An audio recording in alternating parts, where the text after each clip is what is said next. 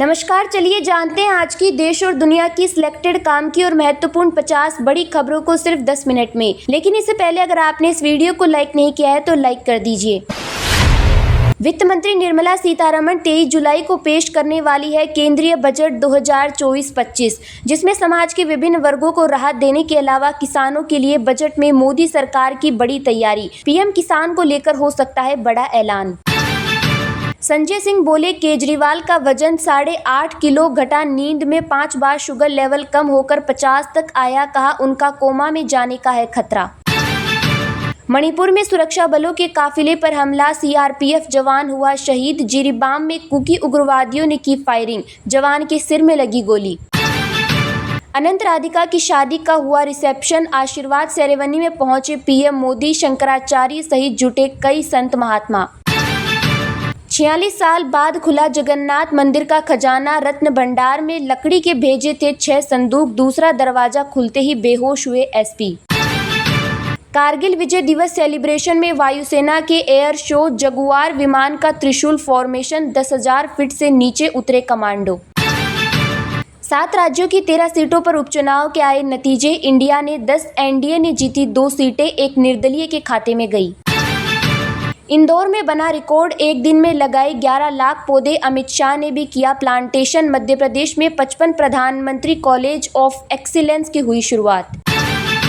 JP Nadda बोले, कांग्रेस के भाई बहन पढ़े लिखे अनपढ़। सीएम योगी ने कहा, विपक्ष को दोबारा उछलकूद का मौका नहीं मिलेगा। लखनऊ में भाजपा की हुई बड़ी बैठक।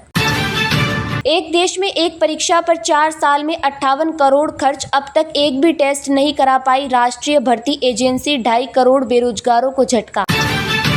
कांग्रेस महासचिव जयराम रमेश ने व्यक्तिगत आयकर संग्रह के कॉरपोरेट कर संग्रह से अधिक होने को लेकर मोदी सरकार पर लगाया आरोप। कॉरपोरेट कर में कटौती से 2 लाख करोड़ रुपए अरबपतियों की जेब में चले गए, जबकि मध्यम वर्ग पर भारी कर का बोझ जारी है। अयोध्या डीएम नीतीश कुमार को हटाया और स्विमिंग पूल विवाद के बाद औरैया से नेहा प्रकाश का भी तबादला। 11 आईएएस का ट्रांसफर, 5 डीएम बदले। स्कूलों की तर्ज पर अब कॉलेजों में होगी पीटीएम, बंक मारा तो ऐप के जरिए घर वालों को मिलेगी सूचना। राहुल गांधी भी पीएम मोदी के खिलाफ हिंसा को बढ़ावा देते हैं, ट्रंप पर हमले के बाद भाजपा ने कांग्रेस नेता को घेरा। ट्रेनी आईएएस अफसर पूजा खेड़गर की ऑडी कार हुई जब्त, घूमती थी लाल नीली बत्ती लगाकर, मां को दिया नोटिस, लाइसेंसी पिस्टल से धमकाया था किसानों को। केसीआर की याचिका पर सुनवाई करेगा सुप्रीम कोर्ट, बिजली क्षेत्र की अनियमितताओं से जुड़ा है मामला। नहर की सफाई के दौरान कर्मचारी के बहने का मामला गरमाया, माकपा सांसद ने रेल मंत्री से की कार्यवाही की मांग। छत्तीसगढ़ में तय समय सीमा में होगा निर्माण कार्य, डिप्टी सीएम अरुण साव ने किया डीएचएलएमसी का गठन। बारामती से फोन आने के बाद आरक्षण की बैठक में नहीं आए एमवीए नेता, भुजबल का शरद पवार पर बड़ा हमला। शहर जाने से पिता ने किया था मना, कलयुगी बेटे ने फावड़े से उतारा मौत के घाट। छत्तीसगढ़ के जशपुर जिले के इलाके में फैली सनसनी। डीयू में अध्यक्ष और उपाध्यक्ष के दफ्तर में तोड़फोड़, प्रभु राम की मूर्ति भी तोड़ी, एनएसयूआई पर आरोप। तेजी से बढ़ रहा ईपीएफओ का दायरा, झोली में आए 1600 करोड़ रुपए और हजारों कर्मचारी। ताजिया के नाम पर घर तोड़े जाते थे, अब ये मनमानापन नहीं चलता, सीएम योगी ने कार्यकर्ताओं को दिया पावर मंत्रा। जेपी नड्डा ने बीजेपी को बताया देश का भविष्य, अखिलेश यादव ने याद दिलाया आजादी का इतिहास। पाकिस्तान को अस्थिर करने वाली ताकतों को बेनकाब करने की सख्त जरूरत, शहबाज शरीफ का बड़ा बयान। कुख्यात गैंगस्टर काला खैरमपुरिया को एसटीएफ ने दबोचा, हरियाणा व राजस्थान में दर्ज है 20 से ज्यादा मामले। कारगिल युद्ध का ऑपरेशन सफेद सागर, एयर चीफ मार्शल ने बताया 25 साल पहले का पूरा घटनाक्रम। जबलपुर में लूट के लिए बदमाशों ने चलती कार में मारा पत्थर, रिटायर्ड नर्स की हुई मौत। औरंगाबाद में बारिश बहा ले गई पुल का डायवर्जन, आवागमन हुआ ठप, सैकड़ों गांव हुए प्रभावित। हमारी विचारधारा से प्रभावित होकर बीआरएस विधायक कांग्रेस में शामिल हो रहे, सीएम रेवंत रेड्डी का बड़ा बयान। ज्यादा प्रतिष्ठान कर रहे ईपीएफओ पर भरोसा, पिछले 2 सालों में जुड़े 27 प्रतिष्ठान और 30,000 कर्मचारी। एजुकेटेड और सोशल लोगों को डिजिटल अरेस्ट करके बनाया जा रहा ठगी का शिकार। दिल्ली के जीटीबी अस्पताल में चली ताबड़तोड़ गोली, बेड पर लेटे मरीज को दिन दहाड़े भूना। श्रीलंका नहीं, इस देश के साथ चैंपियंस ट्रॉफी 2025 की मेजबानी कर सकता है पाकिस्तान। आईसीसी ने बनाया बड़ा प्लान। पुरी जगन्नाथ मंदिर का रत्न भंडार 46 साल बाद फिर से खुला। सांप पकड़ने वाली 2 टीमें मंदिर में मौजूद। भीषण बारिश और बाढ़ का कहर, कटाव से 100 फुट जमीन हुई खत्म। 2000 लोगों की आफत आई। मुहर्रम के जुलूस में फिलिस्तीनी झंडा न लहराएं, मौलाना शहाबुद्दीन रजवी की मुसलमानों से अपील। भारत और थाईलैंड के बीच मजबूत होंगे द्विपक्षीय संबंध, विदेश मंत्रियों के बीच बैठक के दौरान हुआ मंथन। नेपाल के अगले प्रधानमंत्री के नाम का ऐलान, केपी शर्मा ओली संभालेंगे हिमालयी राष्ट्र की जिम्मेदारी।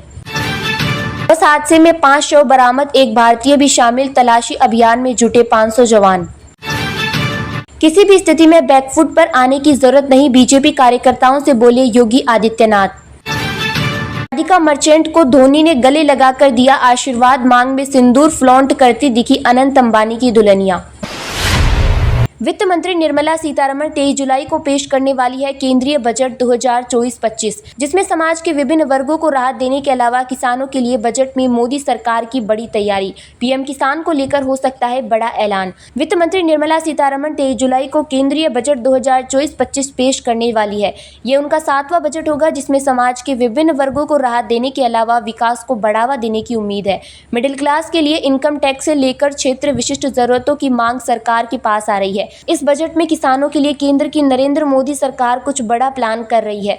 केंद्र सरकार आगामी बजट में पीएम किसान सम्मान निधि को लेकर बड़ी खुशखबरी दे सकती है।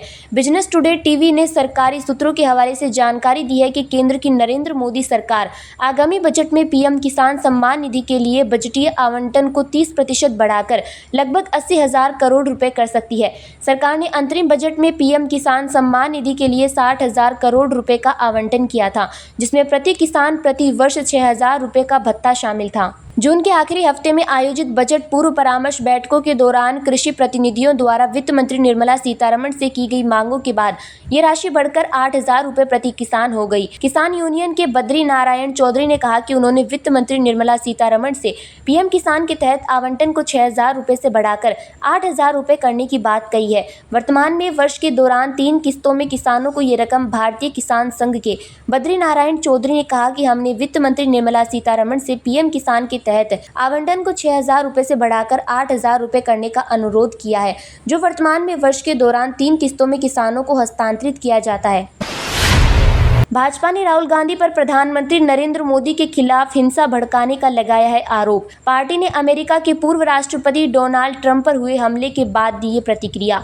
भाजपा के आईटी विभाग के प्रमुख अमित मालवीय ने ट्रंप पर हमले की निंदा तो की, लेकिन साथ ही राहुल गांधी की आलोचना भी की। अमित मालवीय ने सोशल मीडिया एक्स पर लिखा कि राहुल गांधी प्रधानमंत्री मोदी के खिलाफ हिंसा को बढ़ावा देते और उसे उचित ठहराते हैं। भारत कभी कैसे भूल सकता है कि कैसे पंजाब पुलिस ने, जब वहां कांग्रेस की सरकार थी, जानबूझकर प्रधानमंत्री की सुरक्षा से समझौता किया था। जब उनके काफिले को फ्लाईओवर पर छोड़ दिया गया था, उन्होंने मोदी के खिलाफ इस्तेमाल की गई बयानबाजी और ट्रंप के खिलाफ उनके आलोचकों द्वारा इस्तेमाल की गई बयानबाजी के बीच समानताएं बताई।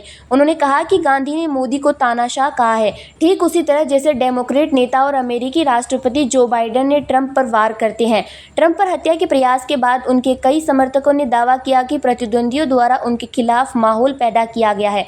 उन्होंने आगे कहा कि ट्रंप के आलोचक तर्क देते हैं कि उनके कारण लोकतंत्र खतरे में है, और यही बात राहुल गांधी भी चिल्ला चिल्ला कर कह रहे हैं।